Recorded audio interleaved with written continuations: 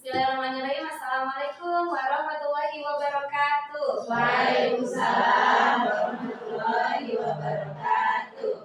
Apa kabarnya hari ini ibu-ibu semuanya? Alhamdulillah, luar biasa. Oke.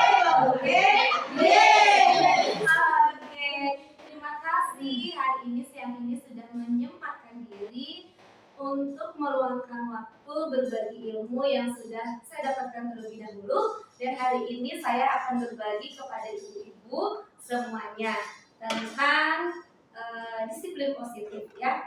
Bagaimana sih itu tentang budaya positif di sekolah kita?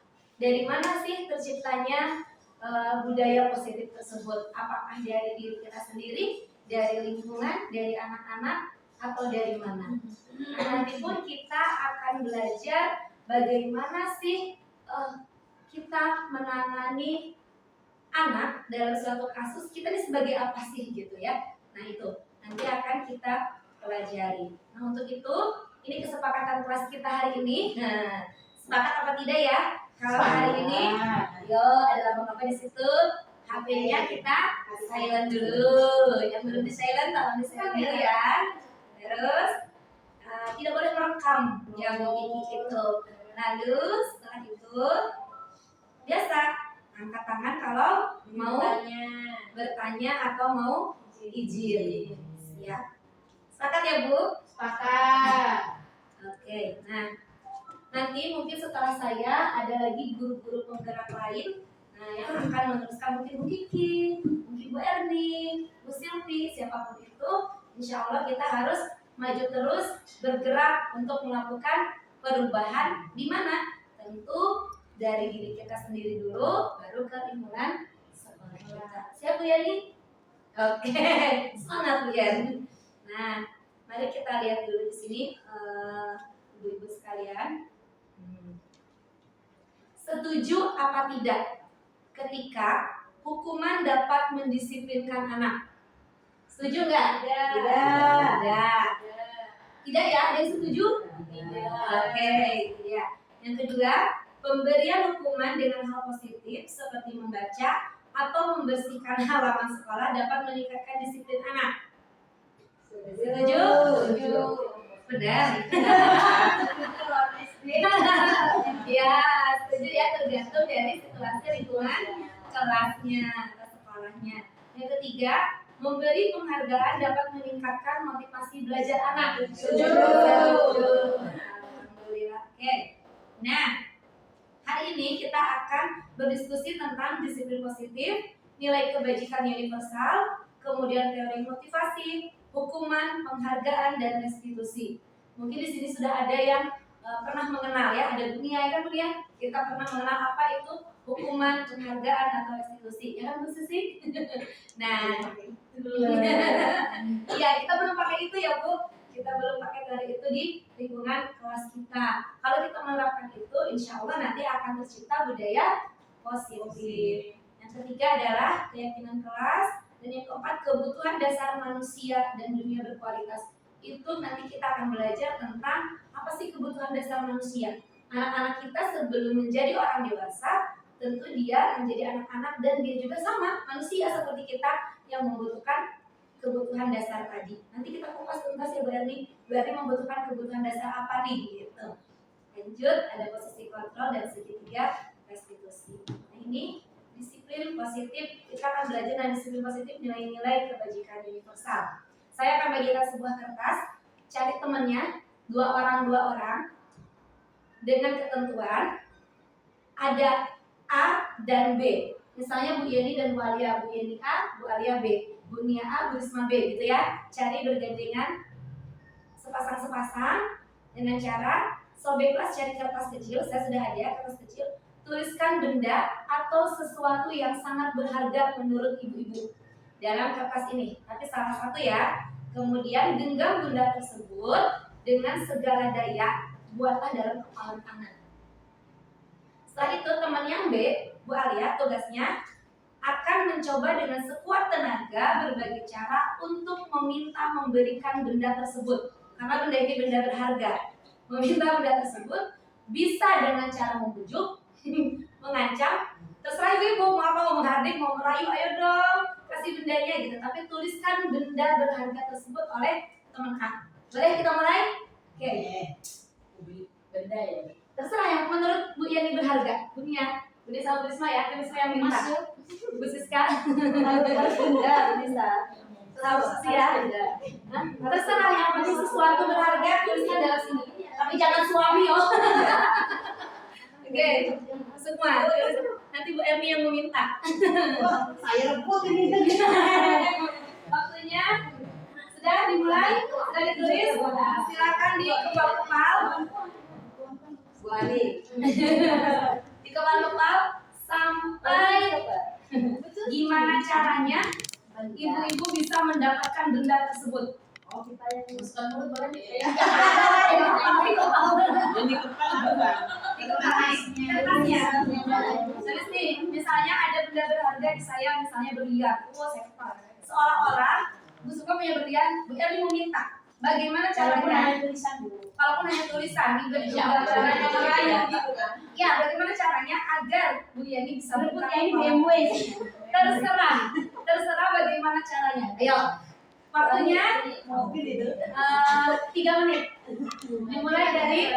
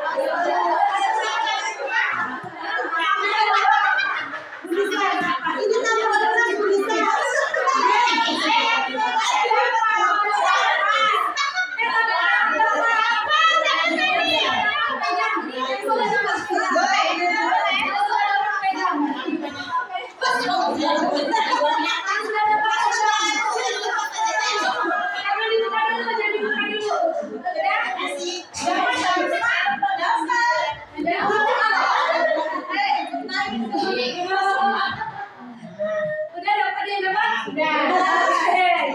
Nah, coba Bu Alia dibuka barangnya apa? Dari Bu Yani. Barang dapat apa Bu Alia? Pitis nih jangan. Tulis banyak sih. Yang dapat kalau di saya.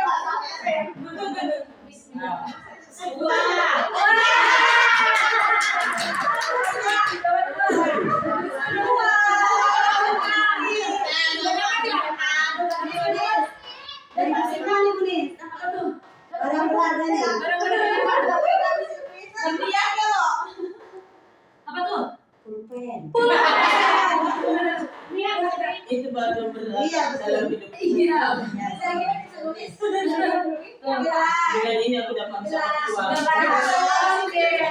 Nah, kan tadi teman-teman sudah mencoba sekuat tenaga, ya. Bagaimana caranya teman-teman bisa mendapatkan barang berharga tersebut dari temannya? Ada pulpen, ada gelang, ada uang, ada apa lagi tadi? Udah ya uang ya, uang, gelang, dan pulpen. Apa yang terjadi dari kegiatan tersebut? Ada yang mau berpendapat? Silakan Bu. Ayo. Apa yang dapat diambil? Apa yang dapat diambil dari kita tadi? Pelajaran apa yang dapat diambil dari tadi? Dari yang Bu Kiki lakukan kepada Bu Silvi dengan berbagai cara. Oh, karena mungkin kami berteman kan. Berbagi itu baik. Ada yang mau berbagi katanya di situ. Ada yang mau bayar? Uang. Karena ini ibu boleh anggap dia anak.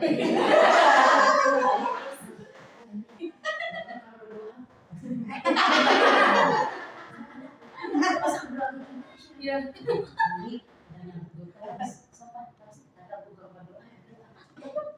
Iya, Iya, tak dapat ya. Akhirnya saya bisa ngambil. Ternyata boleh pintar merayu juga ya. Akhirnya dia mendapatkan barang yang berharga dimiliki oleh Bu Yeni. Makasih Bu. Lagi tapi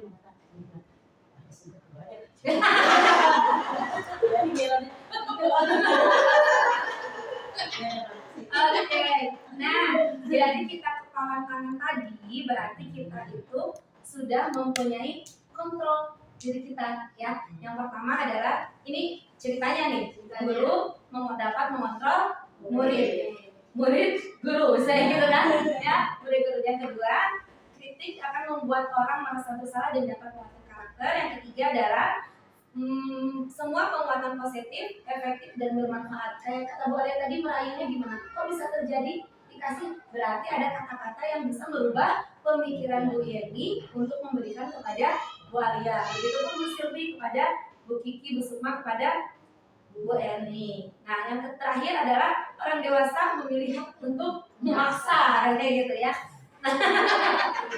Berarti ada teori paksaan gitu ya. Nah, di sini siapa sesungguhnya yang memiliki kontrol? Kalau kita kaitkan dengan diri kita ya, kita ada di depan Bu. Kita mencoba mengubah orang agar berpandangan sama dengan kita. Teorinya apa? Kita berusaha memahami pandangan orang lain tersebut. Kemudian perilaku buruk dilihat sebagai suatu kesalahan, tetapi semua perilaku itu harus memiliki tujuan. Jadi kita harus lihat ke teori kontrolnya. Berarti dari perilaku anak pasti punya tujuan, gitu ya. Nah, yang ketiga, orang lain bisa mengontrol saya, tetapi hanya saya yang bisa mengontrol diri saya, gitu kan. Kemudian saya bisa mengontrol orang lain, tetapi saya tidak bisa. Ya, di sini jadi teorinya. Begitu ya Bu, di bawahnya kita langsung aja. Nah, ini teori. Apakah makna disiplin? Ini ya, disiplin itu artinya adalah belajar. Nah, belajar itu bagaimana menerapkan disiplin ke anak? Namanya belajar berarti berulang-ulang kita memberitahu, gitu ya. Ada pengulangan di situ. Ya, bisa kita lihat. Nah, ini nilai-nilai kebajikan universal. Nilai-nilai kebajikan atau sifat manusia. Nah, ada apa aja? Ada mandiri. Ini yang belajar profil Pancasila ya.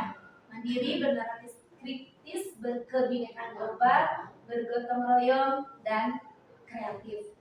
Itu nilai-nilai profil pelajar Pancasila. Nah, ini ya Bu Susi. Teori motivasi, hukuman, penghargaan, dan restitusi.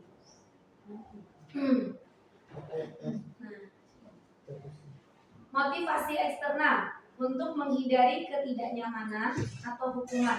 Apa yang akan terjadi apabila saya tidak melakukannya? Yang kedua, untuk mendapatkan imbalan dari orang lain. Apa yang akan saya dapatkan apabila saya melakukannya? Ada motivasi eksternal. Kalau eksternal itu dari mana berarti? Dari luar kan? Dari luar. Ini teori perilaku manusia. Kita manusia nih, ya kan? Ada motivasi eksternal dari luar. Ketika saya merasa tidak nyaman, apa yang akan terjadi apabila saya tidak melakukannya? Saya ini nggak nyaman ya. Misalnya, gitu kan? Wah, saya terlambat nih datang ke sekolah. Oh, merasa nyaman apa tidak? Saya tidak nyaman. Berarti itu gimana nih yang terjadi ketika kita tidak melakukannya? Lalu, apa yang akan saya dapatkan? Ketika saya misalnya terlambat sekolah, apa yang akan saya dapatkan? Motivasi ekstra dari luar. Apa ya? Kalau saya terlambat sekolah, bakal itu guru Susi nih. Misalnya gitu, bakal diingatkan tuh. Nah, itu adalah motivasi eksternal untuk mengubah diri kita supaya kita bisa lebih baik lagi. Itu saya langsung contohnya ya Bu, maaf. Lalu, adakah motivasi internal? Nah, motivasi internal itu dari dalam diri kita. Siapa? Ya diri kita sendiri.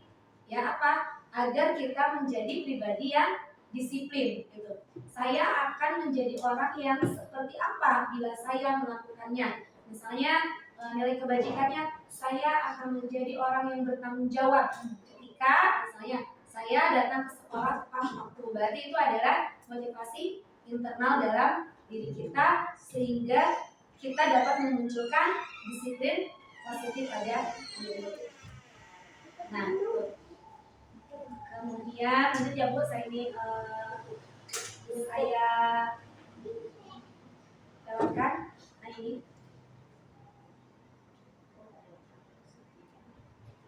ini hukumannya hanya untuk saya lanjut lagi. Nah ini kita akan belajar ini perbedaan hukuman dan konsekuensi. Kalau hukuman itu adalah sesuatu yang menyakitkan harus terjadi. Kalau konsekuensi hanya sesuatu yang harus terjadi. Kemudian kalau hukuman membuat anak sakit fisik maupun hati untuk jangka waktu lama. Tetapi kalau konsekuensi membuat anak merasa tidak nyaman dalam jangka waktu pendek. Berarti kita boleh dong ya? Boleh nggak? Kita membuat misalnya ada anak yang salah nih. Ya udah kita kasih konsekuensi yang membuat mereka tidak nyaman, tapi kan sementara, tidak untuk selamanya. Nah, untuk apa? Untuk supaya mereka itu sadar dengan apa yang kesalahan lakukan. Kayak tadi Bu Dani kan, udah Bu Dani gak apa-apa nanti sebentar. Saya bilang kan, yang penting dia mau melakukan. Tapi saya tanya dulu, kenapa Bu Dani ya tadi dia tidak mau pakai kaos kaki di bawah, tadi nangis kan? Pas mau pipis ya, setelah pipis ya. Saya bilang, udah tinggal aja Bu Dani gak apa-apa, nanti dia pakai sendiri.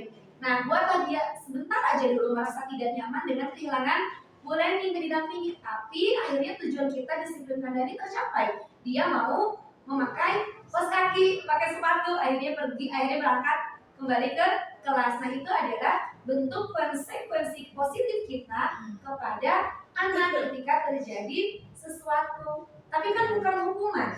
Kalau hukuman bersikapnya gimana?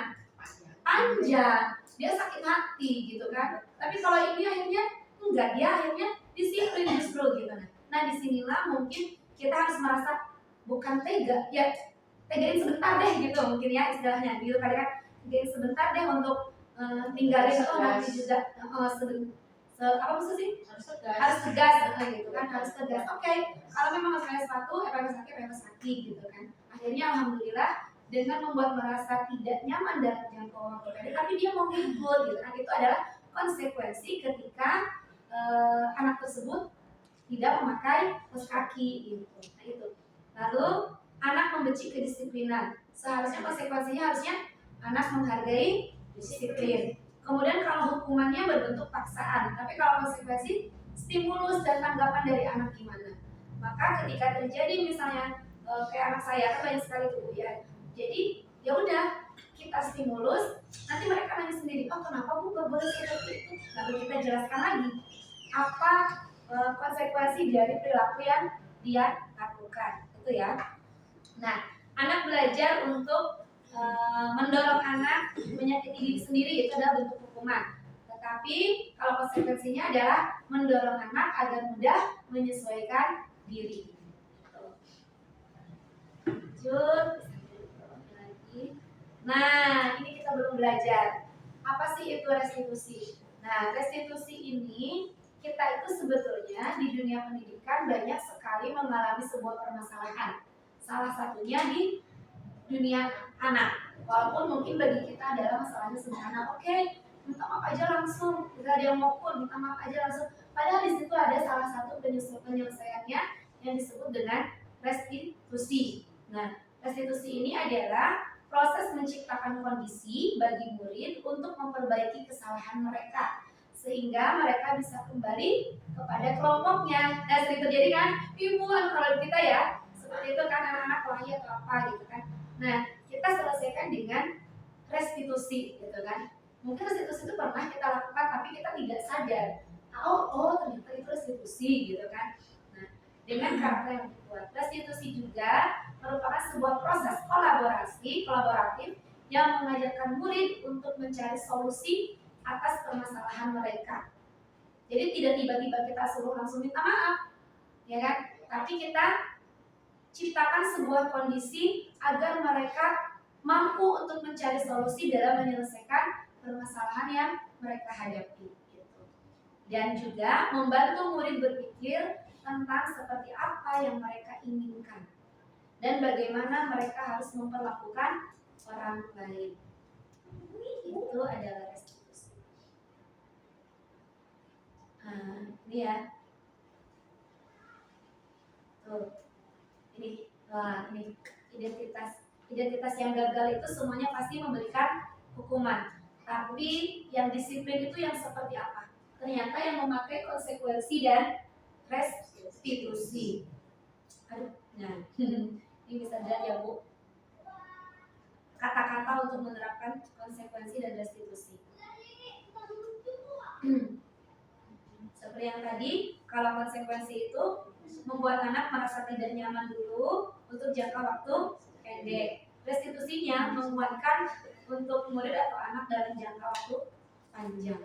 Jadi kalau dia sudah tahu tuh bahwa misalnya tadi contohnya, maaf ya boleh bisa contohkan. Nah contohnya misalnya tadi si Dani tidak mau memakai kaos kaki, maka kita kasih restitusi tadi yang boleh dilakukan pergi kan akhirnya gitu. Oke sudah, kalau tidak memakai kaos kaki kata Dani tadi, ibu tinggal kata gitu. Ya boleh ditinggal aja bilang saya gitu kan. Oke mungkin itu konsekuensinya. Tetapi akhirnya akan dari konsekuensi tadi akan muncul restitusi apa? Menguatkan si oh iya ya aku harus pakai kaos kaki terus nih supaya misalnya aku ditemani guru gitu supaya misalnya aku lebih rapi lagi misalnya gitu kan. Nah di situ contoh untuk restitusinya sederhana gitu.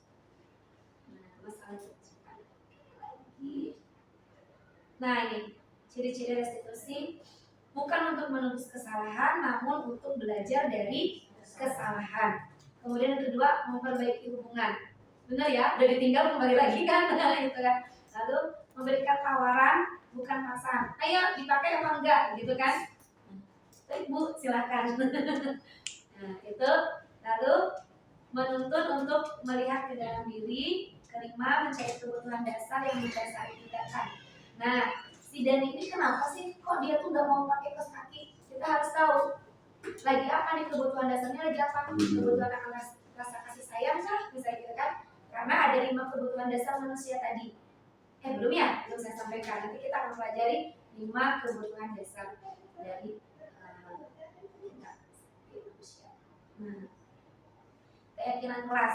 Nah, saya tidak usah panjang lebar tentang keyakinan kelas karena saya yakin ibu-ibu semua juga sudah punya keyakinan kelas masing-masing. Namun mungkin perlu penerapan lebih lanjut dan perlu lagi kolaborasi atau melibatkan peserta didik di kelasnya untuk membuat keyakinan kelas. Nah, itu ya, untuk membuat keyakinan kelas dan diulang secara terus-menerus keyakinan kelas tadi. Atau mungkin keyakinan kelas itu seperti halnya bentuk aturan di dalam kelas. Silahkan membuang sampah ke tempatnya. Nilai kebajikannya apa? Kebersihan. Berjalan saja di dalam kelas. Nilai kebajikannya? Hati-hati. Terus keselamatan diri. Benar. Terus misalnya berbicara yang sopan dan lembut. Nilai kebajikannya? Sopan santun. Gitu. Jadi ketika kita membuat sebuah keyakinan kelas, maka kita harus paham, ingin menciptakan anaknya seperti apa? Yang aman, lingkungan yang bersih, anak yang berkarakter, sopan tadi. Nah, berarti kan kita harus menuju ke arah situ, gitu ya, untuk keyakinan kelasnya. Nah, bagaimana kita bisa menciptakan suatu budaya positif di sekolah? Tentu kita berada dulu yang penting, yaitu membuat sebuah peraturan dalam kelas. Peraturan dalam kelas kita sederhanakan kembali menjadi keyakinan kelas. Ketika setiap kelas sudah punya keyakinan kelas, maka akan menciptakan sebuah lingkungan yang positif. Lingkungan yang positif ini imbasnya adalah ke seluruh kelas dan lingkungan sekolah, maka akan muncullah budaya positif. Itulah kenapa misalnya setiap pagi ada penyambutan pulang gitu kan, itu kan adalah salah satu budaya positif kita, salim. Nah, yang saya kagum itu ada salah satu murid kita yang kalau salim bukan badannya kan, jadi kita ikut gugup juga ya, mau nggak mau, tapi memang begitu rasa suah ya, itu adiba. Nah, suah dan adiba ya itu. Iyalah, berarti itu kan salah satu contoh bisa mengembangkan untuk budaya positif kita. Nah, kalau kita dulu kan salim, tatap anaknya, tapi ketika suara dia begitu kita gugup juga kan akhirnya gitu. Nah, itu adalah salah satu contoh budaya positif. Anaknya bisa kok, kita tidak bisa gitu kan. Kemudian anak kita mencontoh diri kita juga gitu ya. Nah ini contoh dari kesepakatan kelas.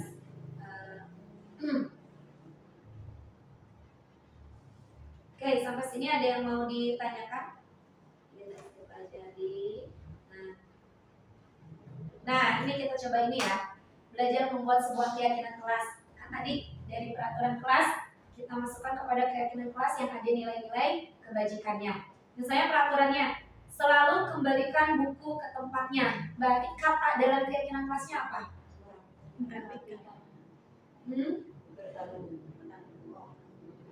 Di kata untuk keyakinan kelasnya selalu kembalikan buku ke tempatnya misalnya. Jadi apa? Keyakinan kelas gini, selalu kembalikan buku ke tempatnya. Kalau kita mau membuat dalam sebuah keyakinan kelas, katanya berarti berkaitan dengan nilai kebajikan. Nilai kebajikan. Kira-kira kalau selalu kembalikan buku ke tempatnya, rapi, berarti nilai keyakinan kelasnya apa? Jagalah kerapihan kelas bisa. Kalau buku berarti jagalah kerapihan pojok baca gitu. Yang kedua, dilarang mengganggu orang lain.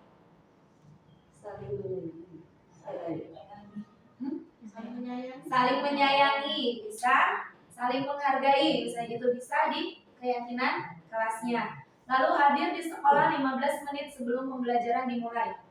Datang tepat waktu. Nah, bisa. Dilarang melakukan kekerasan, bullyingnya ya kan ini. Terus dilarang melakukan narkoba, no bullying gitu kan. Dilarang menggunakan narkoba, begitu kan untuk yang SMA gitu ya. Begitu ya Bu, kalau misalnya kita membuat sebuah keyakinan kelas. Tuh, tanggung jawab, menghormati orang lain, berkomitmen. Nah, dilarang melakukan kekerasan sendiri, keselamatan. Nah, menghormati orang lain juga. Dilarang menggunakan narkoba berarti kesehatan. Ini bisa ibu-ibu terapkan di sekolah, di kelas kita gitu. Tapi dengan hal yang sederhana, apa yang mau ibu sampaikan.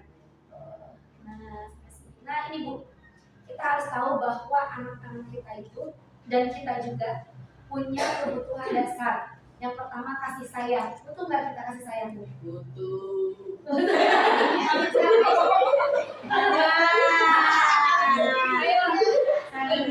Jujur sih Din. Betul, akan kasih sayang dan rasa diterima. Kalau Bu Yeni tidak diterima di sini, wah, gitu kan? Lagi aja sih diracun. Bisa kami halaskan begini aja. Iya, tulisnya di dokter lagi. Nah, Berry membutuhkan kasih sayang Berry. Nah, apalagi peserta didik kita karena sama gitu ya. Yang kedua, penguasaan. Wow, gitu ya. Terus kesenangan dan kebebasan. Itu adalah 5 kebutuhan dasar kita sebagai manusia. Yang pertama itu yang paling kasih sayang ya. Kesenangan. Betul kita senang-senang?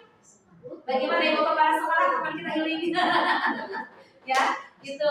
Nah, ya harus senang terus. Nah, itulah kita bisa bertahan hidup karena kita terpenuhi kasih sayang kita, rasa diterima, penguasaan, kebebasan, dan kesenangan. Kenapa? Mari kita bahas. Satu. Nah, gini, ternyata tidak ada contohnya di sini teh. Oh, ada saya ada ya. Nah, ini kayaknya yang harus kita pelajari. Penguasaan itu seperti apa sih Bu Nisa? Bukan berarti kita berkuasa ya. Kita sembarangan gitu mau mau menguasai suatu hal. Oke. Penguasaan itu kalau di dalam lingkungan kelas dia itu merasa bukan berkuasa, tidak kayak saya contohkannya ya. Bisa mengontrol dirinya gitu, bisa. Nah, itu bisa mengontrol dirinya. Nantinya tuh jadinya dia bisa mengontrol di dalam kelas itu, dan dia juga bukan Nah, ya. 15 berarti kan kita yang punya kuasa. Nah, betul. Kita yang punya kuasa Atas mereka. atas mereka untuk menguasai bagaimana menciptakan situasi dan kondisi diri Itu kita. Tergantung dari diri kita. Gitu. berdasarkan kebutuhan dasar penguasa. Begitu juga kasih sayang. Iya. To build of our heart gitu ya. Jadi kemana mendidik dengan cinta gitu kan, mendidik dengan kasih sayang.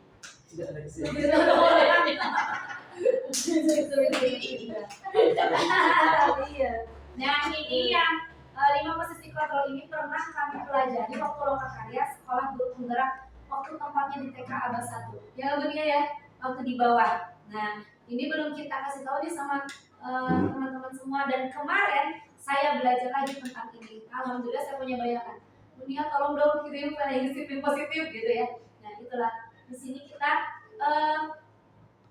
ketika kita berhadapan dengan anak, maka 5 posisi kontrol apa sih kita ini? Mari kita pelajari. Apakah kita sebagai penghukum, pembuat rasa bersalah, atau sebagai teman, sebagai pemantau, atau sebagai manajer? Nah, kamu Nusaka, kamu kan tadi yang butuh. Nah, kamu kayaknya yang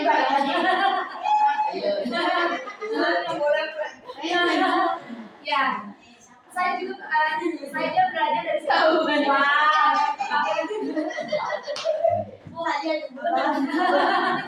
kadang saya juga saya masih kumpul. Ya. Nah, iya kan sakit kalau kumpul. Itu iya kan, saya masih seperti itu. Saya kan masih seperti itu juga kan kemarin. Aduh, saya masih jadi pembuat rasa bersalah. Bagaimana saya harus menjadi teman dan jadi pemantau gitu kan? Ternyata si guru ini harus punya 5 posisi kontrol itu.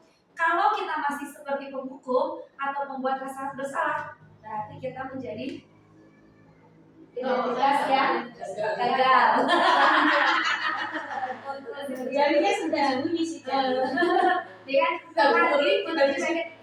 Dia, yuk. Iya kan? Itu masih harus saling mengingatkan antara satu sama yang lainnya, gitu kan ya.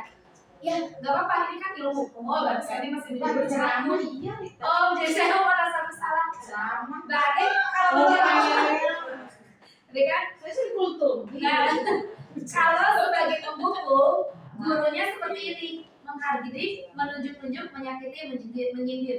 Ih, kamu kan tadi yang kan? Misalnya Bu, itu kan sebagai pembuku. Atau kalau kamu tidak melakukannya, awas ya, misalkan kamu. Ih, kan saya jatuh kalau bisa.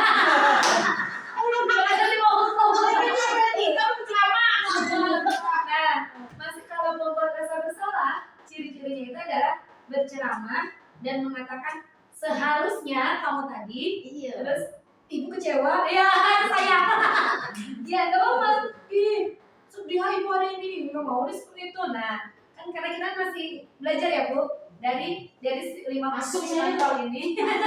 Ya. Nah, bisa juga pembuat rasa bersalah itu seperti ini. Kamu seharusnya, kamu sudah tahu. Ih, mana sih tadi kamu sudah tahu? Ibu lelah sekali loh. Ibu sudah beli stres, ibu dikasih tahu. Bumi sudah kering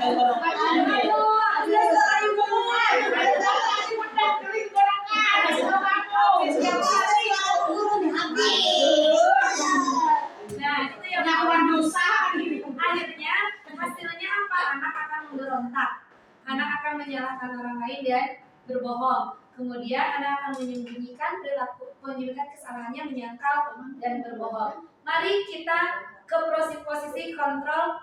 Biasa. Posisi kontrol yang berikutnya itu berhasil atau sukses. Nah, apa?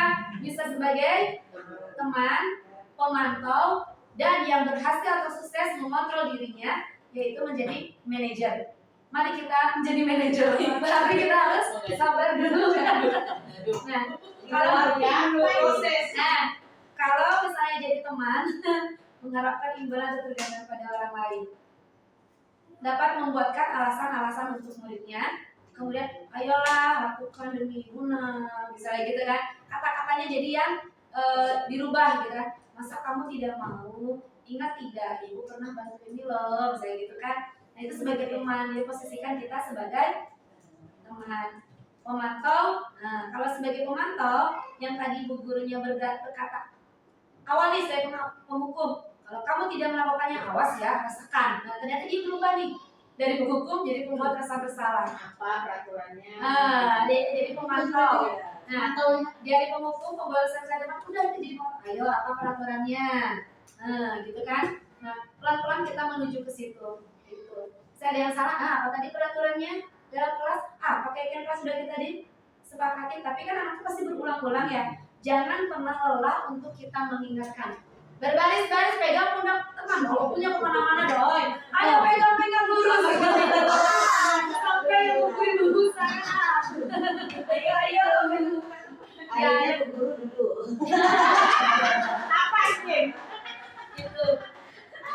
Mungkin kalau posisi manajer bisa, tapi marilah kita berubah ke saudara. Kalau tidak langsung posisi manajer kan kita bisa menjadi pemantau dulu. Jangan sebagai membuat rasa bersalah. Nanti kalau misalnya ada yang membuat rasa bersalah, gak apa-apa kita saling mengingatkan. Misalnya kan tibanya pesan lo, Musil, jangan buat bersalah. Kita memantau. Oh iya, bisa memantau ya gitu ya. Kadang-kadang lupa.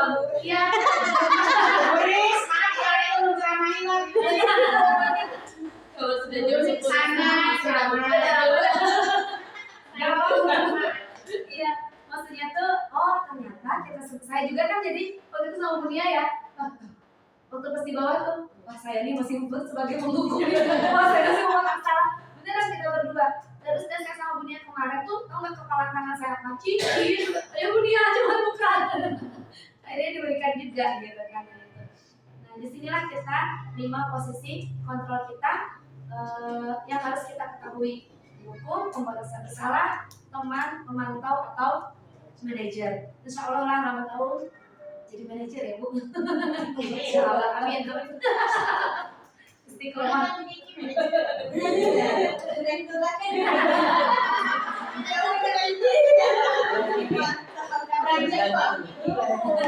Tergantung situasi dan kondisi. Apapun kondisinya tergantung kita. Tapi kembali kepada motivasi diri sendiri internal tadi ya. Oke. Nah ini posisi sudah 3 sampai situ tadi.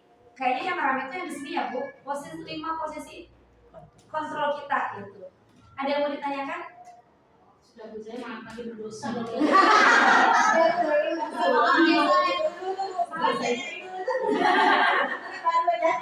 bener lagi tuh. Bismillah ya. Insya Allah. Kursi istighfar. Ada kursi istighfar. Oke, itu ini untuk pengenalan segitiga restitusi yang tadi sudah. Segitiga restitusi itu dilakukan ketika kita menghadapi sebuah permasalahan di lingkungan kelas kita, gitu kan, di sekolah, di kelas, di sekolah diselesaikan melalui segitiga restitusi. Ada di situ, jadi kita tidak langsung ukur mapan gitu kan ya, tetapi diselesaikan melalui segitiga restitusi, di mana di situ yang pertama ada menstabilkan dulu. Yang pertama adalah menstabilkan identitas. Wah, seperti apa gitu ya? Panjang sih sebenarnya. Ramai lagi nanti yang dibahas. Menstabilkan identitas, menanya validasi kebutuhan, dan menanyakan keyakinan. Menstabilkan identitas tadi mungkin bisa dengan kita, kenapa kok itu bisa terjadi? Itu sudah kita lakukan kan? Ya kan? Terus validasi kebutuhan. Kenapa dia sampai memukul? Ada kebutuhan apa yang tidak dia penuhi? Kenapa anak saya sampai berbicara kasar? Ada kebutuhan apa yang belum terpenuhi? Di sekolah, jangan di rumah ya. Kalau di rumah kan itu urusannya orang tua. Ketika misalnya ada anak yang tantrum, apa nih yang diperlukan? Apa kita tantrumi lagi? Ya. Kalau kami ketika ibu kepala sekolah tantrum, kita kasih sayang, nyapu juga gitu kan. Tapi kalau misalnya kalau misalnya ke anak-anak, berarti kan kenapa dia tantrum? Apa kebutuhannya? Apakah saya yang tadi Ada yang ditantrum, guru tantrum. wah dijadiin apa? Dijadiin tadi. Bunda ini tantrum. Bersih, guru saya tantrum. Benar. Halaman insop. Nah, lalu ketika kita sudah menstabilkan identitas, kenapa Hanif, kenapa Dio tadi nangis? Ya? Oh, anu Bu, tadi tuh saya jalan cepat-cepat, wah nggak sengaja kesenggol. Oh, lagi membutuhkan apa sih? Hanif bisa sampai seperti itu menyenggol? Oh, kehati-hatian bisa jadi nggak sabar. Iya, karena tidak sabar. Kemudian tanyakan lagi, menanyakan keyakinan kerasnya tadi.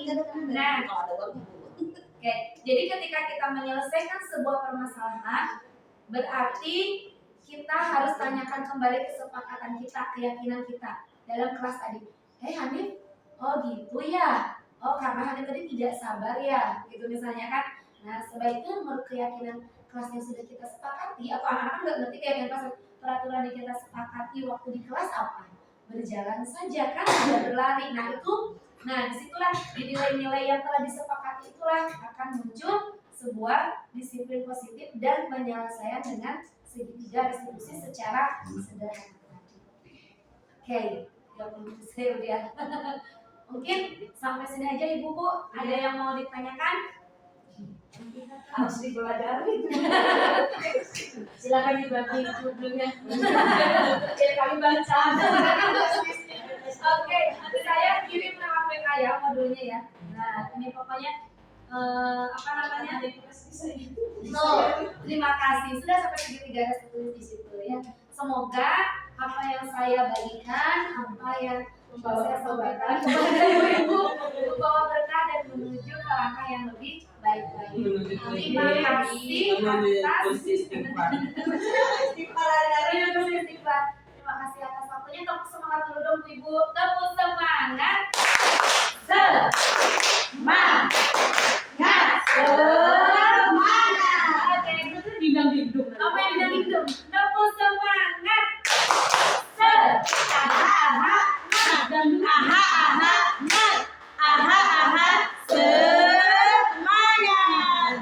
kasih. Assalamualaikum warahmatullahi wabarakatuh. Waalaikumsalam warahmatullahi wabarakatuh. Assalamualaikum warahmatullahi wabarakatuh. Waalaikumsalam warahmatullahi wabarakatuh. Sabahul khair ya auladi. Sabahul nur ya ustazati. Kaifa halukum? Alhamdulillah bi khair. Good morning student. Good morning. How are you today? I am fine. Selamat pagi anak-anak. Selamat pagi Bu. Lebih semangat lagi. Apa kabarnya hari ini? Alhamdulillah. Semuanya luar biasa. Oke. Oke teman-teman, kita mau berdoa dulu ya sebelum nanti kita membuat kesepakatan untuk peraturan kita di dalam kelas. Oke, siap berbicaranya bergantian. Ata juga suka nonton juga. Bisa seperti ini loh. Jaga tangan. Iya betul. Jika aku berdoa, aku angkat tanganku dengan suara lembut, tidak berteriak. Berdoa sungguh-sungguh agar dikabulkan semua permohonan hamba yang beriman. Semua permohonan hamba yang beriman. Berdoa sebelum belajar. Basmalah bersama-sama. Bismillahirrahmanirrahim. Asyhadu an la ilaha illallah wa asyhadu anna Muhammadar Rasulullah. Aku bersaksi bahwa tidak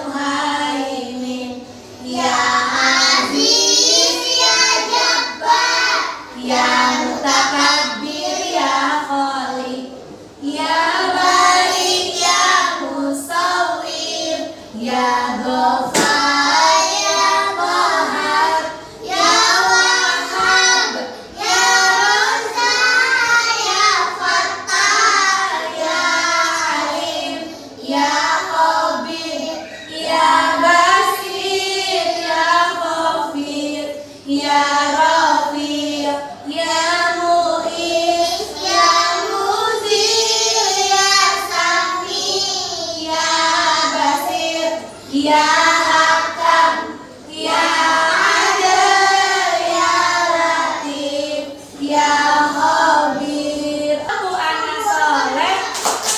Aku anak soleh. Anak solehnya Rajin sholat, rajin ngaji, orang tua dihormati, cinta Islam sampai mati. La ilaha illallah Muhammadar Rasulullah. Islam, yes. Baik teman-teman, mohon izin Ibu Nisa mau berbicara, bergantian bicaranya ya. Sekarang Ibu guru dulu, teman-teman duduk yang rapi. Hari ini tibanya saatnya kita mau membuat peraturan kelas, oke? Atau keyakinan dalam kelas kita. Supaya apa kelas kita ada peraturan? Supaya tertib, tidak rame, tidak berisik. Ya, kita buat peraturan sama-sama. Bisa? Bisa. Apa aja sih kira-kira peraturan yang harus kita buat? Boleh angkat tangannya, bergantian bicaranya. Oke, Rafa, mau peraturan tentang apa di kelas kita? Oh, sampai pulang Rafa harus pintar katanya gitu belajarnya ya. Berarti berkaitan dengan belajar kita. Sama. Oke, siapa lagi yang berbicara? Angkat tangan dulu. Atau yang pintar. Oke, Barik. Apa Barik kira-kira peraturan dari kelas kita? Misalnya sebentar. Oh, ngaji, rajin belajarnya, rajin ngajinya. Maaf Atta, kita angkat tangan dulu kan kesepakatan apa? Aku sholatnya pintar. Salatnya pinter, ngajinya pinter, oke. Berarti harus belajar dengan tertib. Gimana? Setuju nggak? Setuju. Iya, seperti ikut jurnal pagi, ikut fun game, ikut sholat, ikut mengaji. Berarti harus belajarnya harus tertib. Boleh heboh tidak belajarnya? Oh, boleh. Berarti bagaimana kalau kita di dalam kelas belajarnya yang tertib? Setuju tidak? Setuju. Setuju? Nah, coba lihat. Belajar dengan tertib. Tuh, boleh duduk di tempatnya. Ibu angkat ke atas. Sudah? Oke. Setuju belajar dengan tertib? Setuju? Setuju. Oke. Kira-kira selain belajar dengan tertib apalagi di dalam kelas kita? Kalau Yaitu peralatannya. Terus ada nonton, ada balong, oke. ada kursi, Oh, kursi, ada Lego, ada Lego. ada meja. Ya, ada mainan balong, ada mainan Lego. Sebentar. Boleh Ibu berbicara? Meja. Boleh Ibu berbicara? Oke. Tadi katanya ada balong, ada Lego, terus ada krayon, ada mainan, ada meja.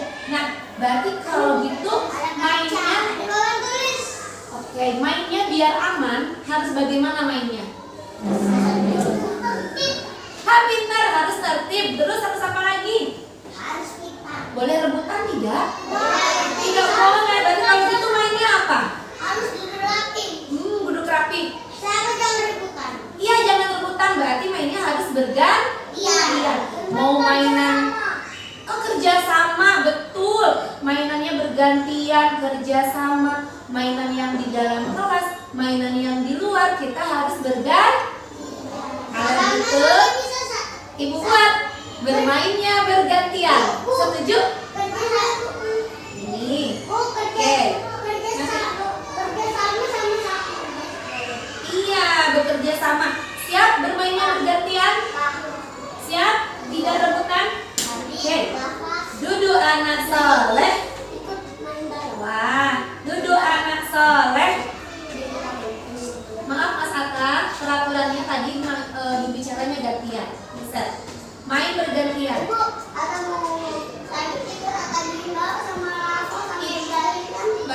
nanti kita lagi membuat keyakinan kelas. Duduk anak soleh. Nah teman-teman, yang perempuan, biasanya teman-teman di kelas itu kan ada sisa makanan diapain tuh? Di apa? Disapu. Agar apa disapu? Bersih. Supaya kelasnya bersih, kira-kira harus ngapain kalau ada sampah selain disapu? Bayar. Di apa? Tuh, Bu Nisa sudah siapkan di belakang.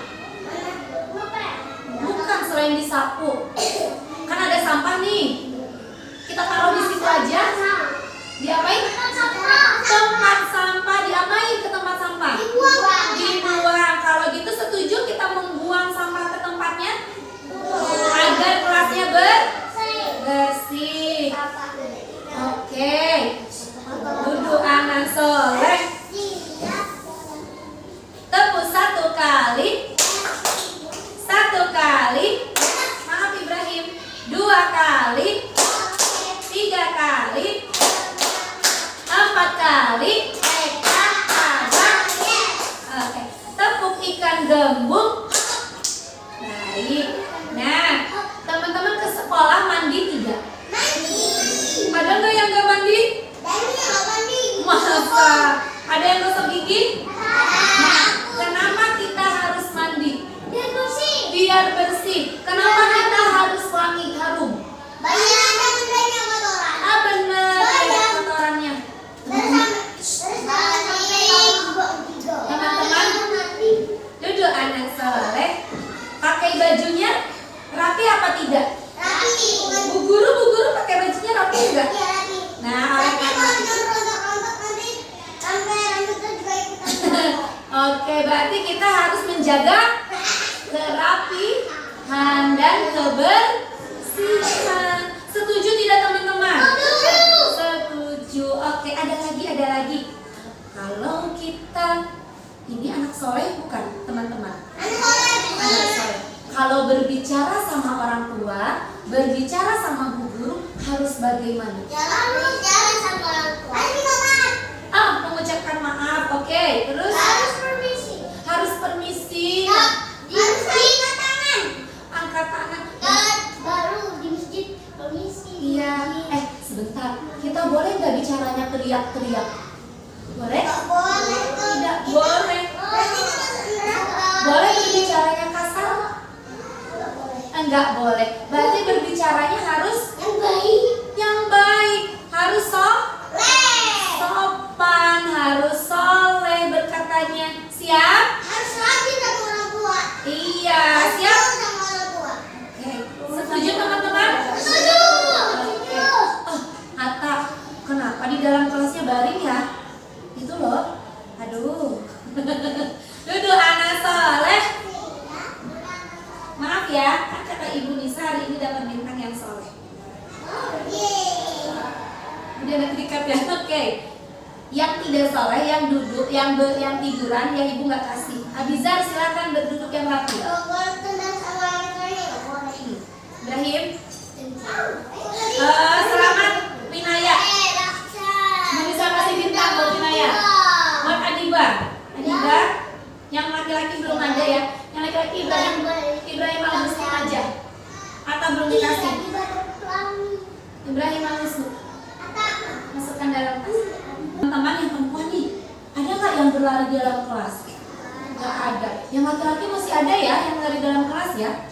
Kalau lari dalam kelas bisa apa? Nanti badannya sakit nggak? Untuk menjaga diri kita seperti apa? Betul tapi bagaimana kalau kita di dalam kelas berjalan di dalam kelas? Setuju? Oke.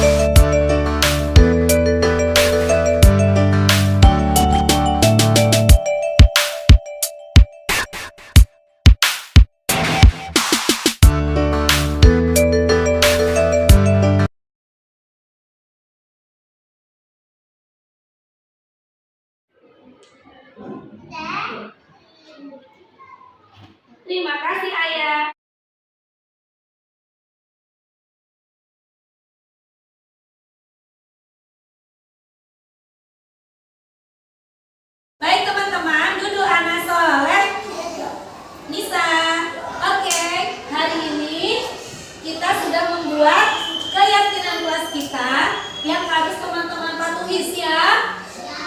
Nanti kalau ada yang berlari dalam kelas tolong diingatkan.